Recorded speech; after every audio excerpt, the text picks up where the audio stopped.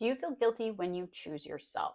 Like prioritizing your own needs makes you selfish or even a bad person?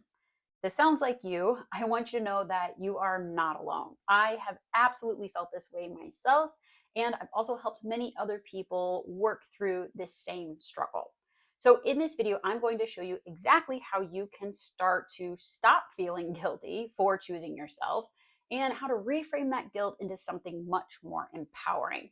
By the end of this video, you'll walk away with some practical tools and strategies to start letting go of the guilt and feel better and more confident about choosing yourself and putting your needs first, and be able to start embracing this authentic version of yourself that you truly deserve to have. Okay.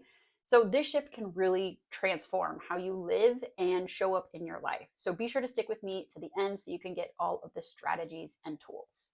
So let's first go over why you're feeling guilty for putting yourself first. What I have learned and what has also helped others through this is that if you can understand the why, then sometimes it's a lot easier to work through, processing the guilt and moving through it. So, one of the reasons why you're feeling guilty is society and conditioning.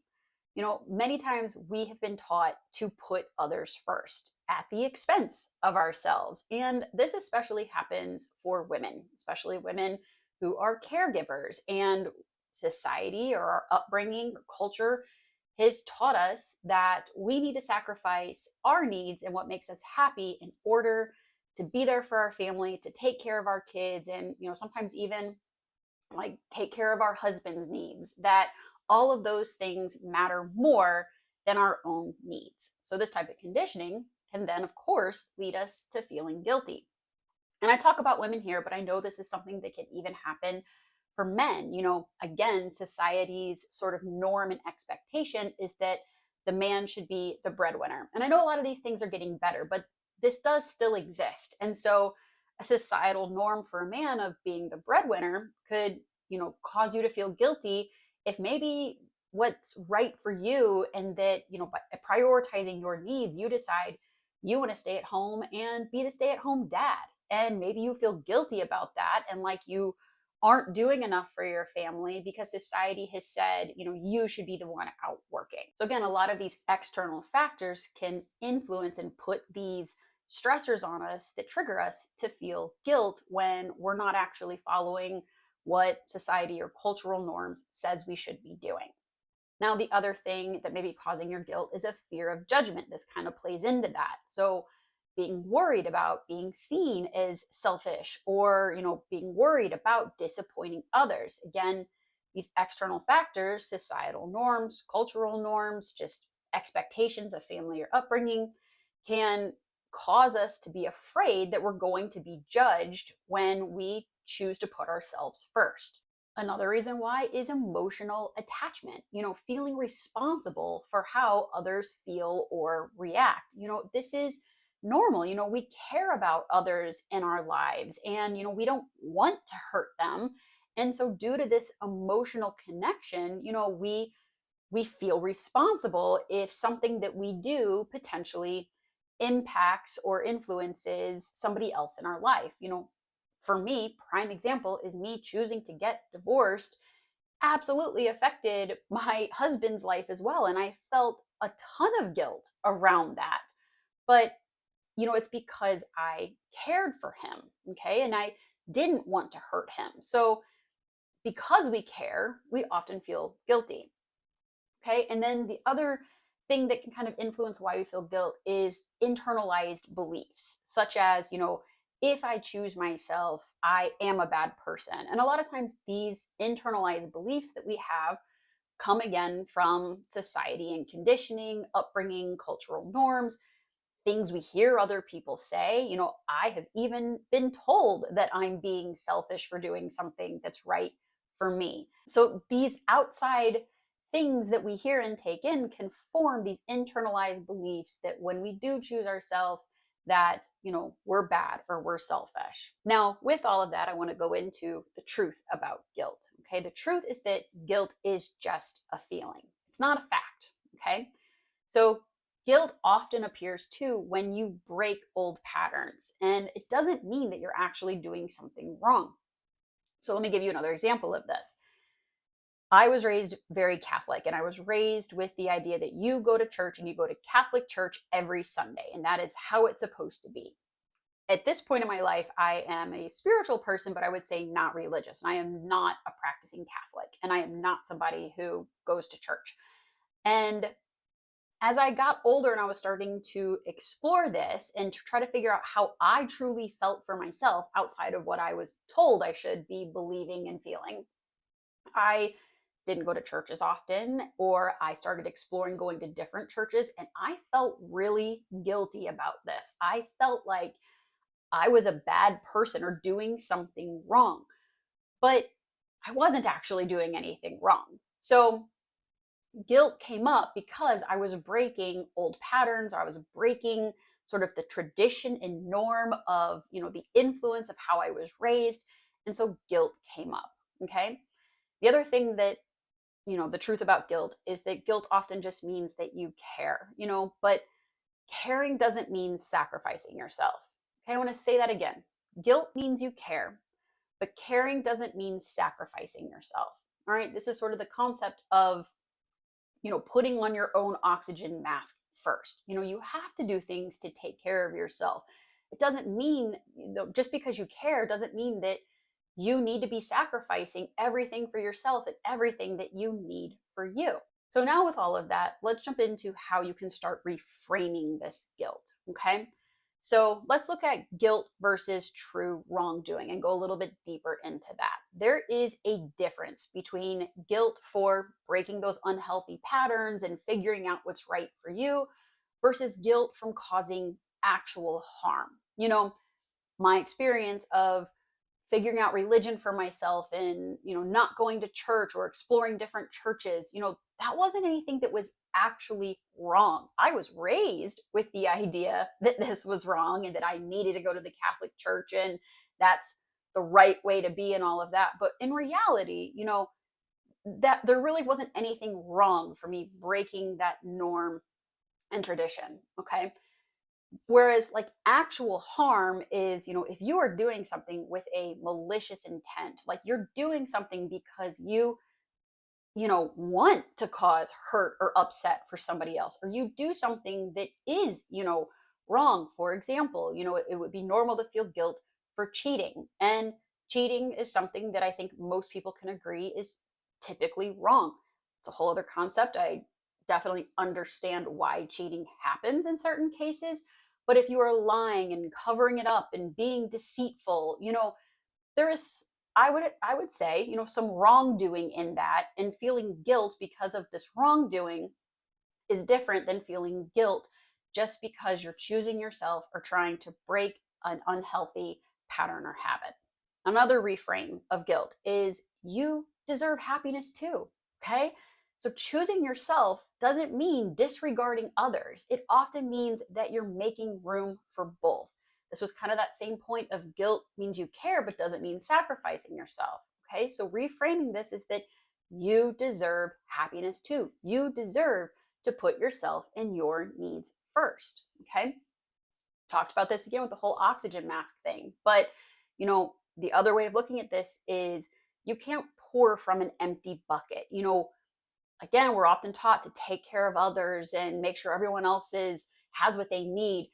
But if you deplete yourself doing that, you eventually reach a point where you have nothing else left to give. And so you have to take care of yourself. You have to prioritize your needs so that you can continue to give to others, make room for others, and you actually have room in your life for both for yourself and taking care of the things that other people want and need. Now, here's another mindset shift is that people who love you want you to be happy.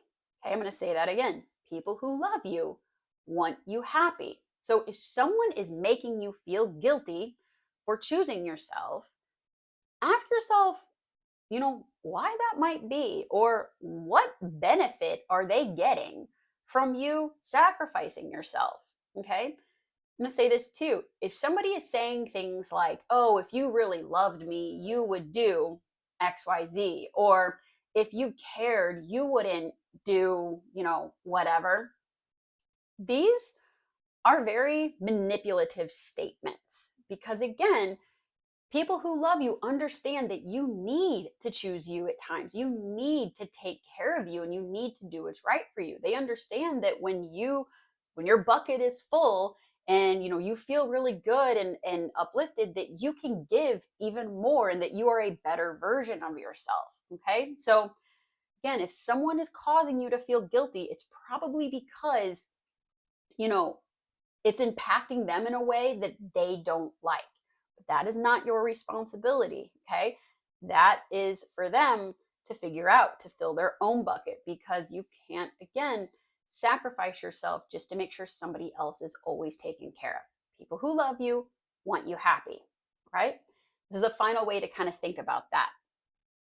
If someone you love was struggling and needed to take care of themselves, prioritize their needs, wouldn't you want them to choose themselves? You know, so we need to think about that and apply that to those around us.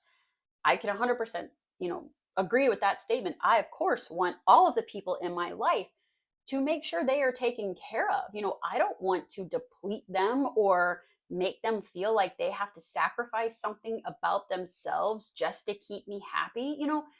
Any type of relationship is a give and take, but if somebody is struggling somebody that I love is struggling, that I care about, honestly, anybody, really, if anybody is struggling, and it's because they need to do something to take care of themselves, I get it. And I want them to choose themselves and do that. Okay. So again, if somebody else is making you feel guilty, take a moment, reflect on that, think about that and what that might actually mean. So now that we've gone over sort of some mindset shifts and ways to reframe, guilt and how you look at it, I want to go ahead and give you some practical strategies that you can start applying to work through and let go of the guilt. So the first one is to just acknowledge the guilt. Again, guilt is a feeling and feelings do move through us. So try this, okay? Save this, write this exercise down, come back to it, whatever. But try this to help process the guilt. I want you to close your eyes and I want you to think about the guilt that you're feeling. Okay? Bring it to mind. Now I want you to feel that guilt. What does that guilt feel like? What happens in yourself when you feel that guilt? Okay? Sit with that, feel that, notice what comes up with that. Now, I want you to ask, what would you rather feel besides the guilt? Okay, what would you rather feel? All right, whatever comes to mind with that, feel that emotion, lean into that. Okay, and you can cycle back and forth between between feeling the guilt or whatever emotion, negative emotion that comes up, and then flipping, what other emotion would you rather feel? Going back and forth and really feeling and leaning into those emotions, telling yourself, feel the guilt, feel the happiness, feel the, whatever emotions that you want, can help you really work through that and move it through your body. Now, the next practical thing that you can do is to start affirming your worth. This can be through affirmations, it can be through mantras, it can be through putting quotes up around, but tell yourself, my needs matter just as much as anyone else's. Okay? I am worthy. I am allowed to prioritize myself and my needs. I deserve to be happy. I deserve to choose my happiness. Whatever you can to affirm your worth and keep telling yourself and repeating that to yourself. Okay? The more you do that, the more that will become the norm for you and will continue to help build you up and move away from feeling that guilt for choosing yourself and prioritizing your needs. Now, the other practical thing that you can start doing is setting boundaries without justifying.